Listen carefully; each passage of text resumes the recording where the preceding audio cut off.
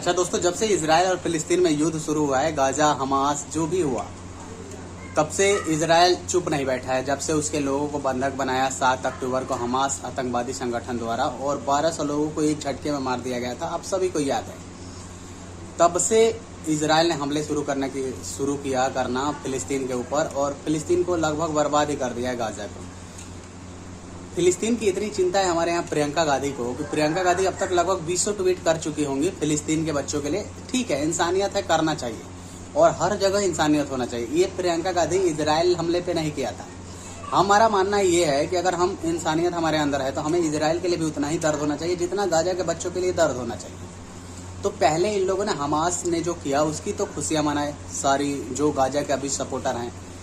Priyanka Gandhi 10 tweet कर चुकी हैं, लेकिन अभी कुछ दिन पहले हमारे देश में पहलगाम में हमले हुए थे तो प्रियंका गांधी का 1-2 ट्वीट ही आया था। तो 1-2 ट्वीट इसलिए आ गया होगा ना दोस्तों, खाना पूर्ति के लिए। इस देश की हैं तो भाई ट्वीट करना बनता है, तो लोग इनके धजिए उड़ा देते कांग्रेसियों। ये तो ऐसे ही खुल के मतलब गद्दार लोग हैं जो हर बुरे समय में भारत का विरोध ही किए हैं। चाहे वो कभी भी ले लो आप, मतलब इजराइल जैसे दोस्त को इन लोगों ने ठुकरा दिया।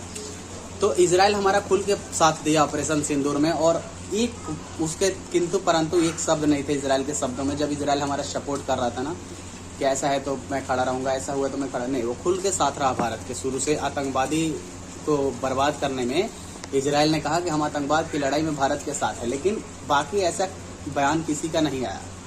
और आज ये लोग इजराइल का विरोध कर रहे हैं। ठीक है, इजराइल का विरोध आप कर रहे हैं, लेकिन कम से कम भारत का तो सपोर्ट करें और गलत चीज़ों का सपोर्ट ना करें।